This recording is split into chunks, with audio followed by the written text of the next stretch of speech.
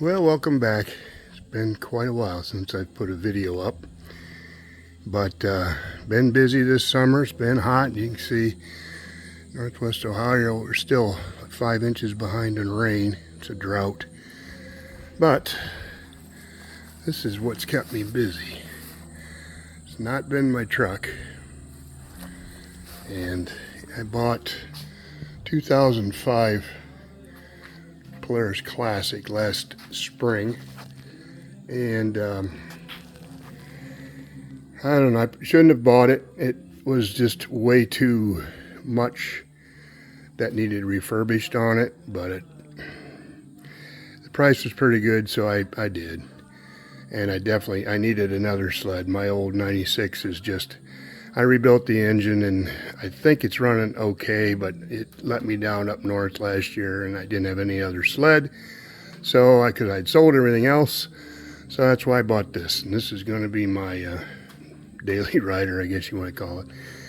Anyway, it was a mess. I mean, I will give you a shot. I just pulled the skid out from underneath it here, and this is what the front end of the sled looked like. That rust, I have never seen rust on a snowmobile as badly as this.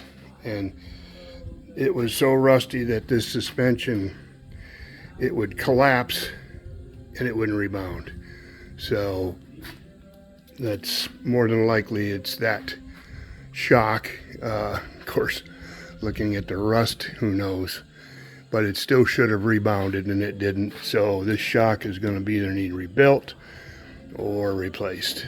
I already have a new one coming for this, a gas shock. These are just your standard Polaris standard factory. They're oil shocks basically. They don't have the rebound like a gas filled one does. So I've got a gas filled one coming for that. And I can either replace that or have it rebuilt, but I just have to check to find out what it's going to cost to rebuild one of those, because I've looked at kits to do it, but it's like you got to have nitrogen, and I don't have nitrogen to do it with. So, and the tools, you got to have certain tools to be able to do it. You can see this top nut is pretty big, but anyway, if I can find a shop that'll do that, then maybe we'll have that rebuilt. I haven't decided yet. But this front of this machine looked like that. And this is when I came up to it. This is how it looked. And I thought, oh, it ain't bad. You know, a few things here and there. The guy opened the hood. And like I said, I have totally refurbished everything. This exhaust pipe and muffler looked like that skid did. All the aluminum, everything was corroded. The carburetors, they were all corroded. It was just a disaster. So what are you going to do? You got to clean it up. So that's what I did. Took everything out and sandblasted these pieces. I had to actually buy a new muffler because the old one was rusted out on the bottom. And got that all done. And the guy told me when I bought it that there was it had been rebuilt, he said. He didn't know anything about it. That's just what the guy told him. So I pulled the engine out, set it up here on my stand, and proceeded to tear off the top end of it. And sure enough, one cylinder was 50 hundredths over and the other was standard. Why they did that, I don't know, but it ran. It did run when I bought it. That's why I bought it. And so I thought, what? I'm just going to go right back to it. So I don't like that. It doesn't. You just don't have a real good balance situation there. But I put a 50 hundredths over on one side, new pistons, honed out the cylinders. The cylinders look good, and put a standard in the other side. But the head. The head was, let me show you what it looked like. I couldn't believe that he actually put the head back on it. I get away from the radio here. But when I pulled the head off, I just said, the guy that rebuilt it, he did just half a job. And this was the head. If you can see that, get out of the look at that head. Apparently a ring broke and it just rattled around inside that head, beat the living tar out of it. This side was okay, but it's like, I'm not putting this back on. No. So went on eBay, found one that looked like brand new, bought it and put that on. And I put, like I said, I put the 50 hundredths over on the clutch side, standard on this side, and cleaned everything up, put it all back together, and it runs. It does run very nice. Kind of rattles a little bit until it warms up, but it is fresh engine. I'm not going to make any judgments on it just yet, but anyway,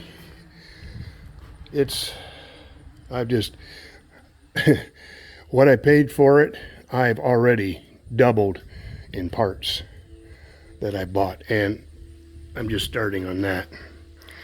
So hopefully I'm not going to have to sink a ton of money into that. But anyway, it's just, this is what I've been doing all summer, as well as mowing grass. And but we haven't been mowing grass for the last month. So, but I'm due to get some grass done. So, but boy, this nice mower here, this 72-inch cut on the Simplicity, it's new to me this year. It's a used one, but boy, it's a nice, cut my mowing time down by a good half hour. Yeah, so I've done it in, what was it, an hour and a half? I think I've done the whole yard now. Either an hour and a half or an hour and 3/4, something like that. But anyway, yeah, it's just crazy how much time you save from going from a 72 to, or a 61 to a 72. So, you know, you're picking up some cutting space on it. But looking at the track is in very good condition. And the sled's got, what does it have, 6,000 and some miles on it. Yep, 6,792 miles on it. It didn't have a tack, so that was one of the first things I purchased, was a tack. I've got the handlebar cover off because I've got to replace the brake line. Twisted that off trying to take the caliper off.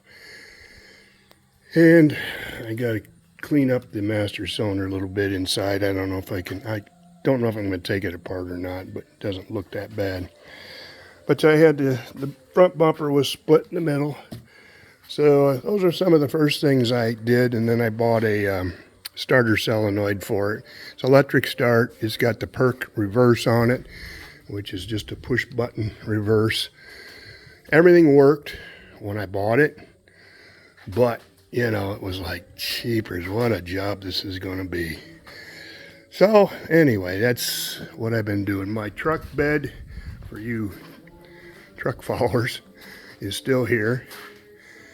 That is, after this sled is out of here, I'm going to get back to this, because there, up there, you can see is all the boards. And I took and put some spar varnish all over those and got those done. They're just laying there, and so that they don't warp or anything like that. And they're ready to go.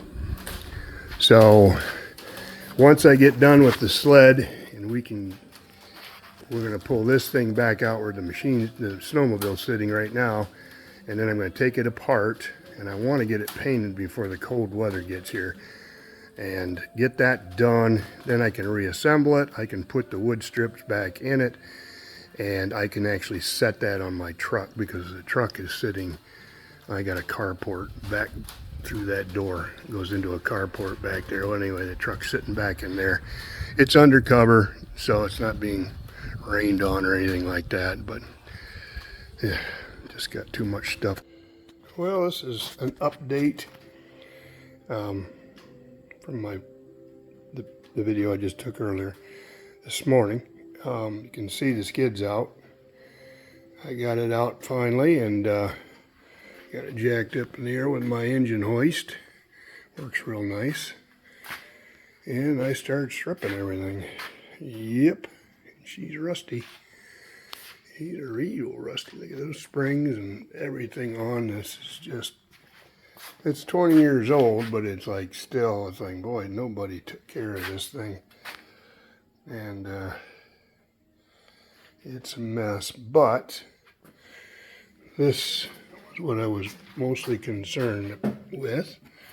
This is the main suspension spring.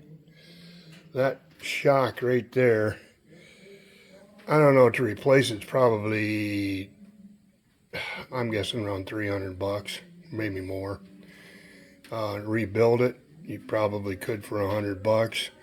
I can replace it for about 150 with an aftermarket, but Fox is a good shock. But anyway, it's good. It's still got its gas, nitrogen charged, and you push it in and it pops right back out, so it's good. And I am so happy with that. That saved me some money. But yeah, just got everything tore apart. I've got to put bearings in every one of these wheels, 11 different wheels, and obviously I've still got a lot of cleanup to do on the rails. But yeah, got a couple pieces cleaned up and painted already, and so they're going to be ready tomorrow, but I'll set them off the side. I took the front shock off, and I have purchased a replacement. This is an oil-based shock, so I got a gas-operated one coming. I got the spring off, which I will have to use, and that's going to need painted. You can see how crusty that thing is. But it came apart. I mean, there were some testy spots that didn't know, and I actually had to take an old wrench and grind it down to make it work.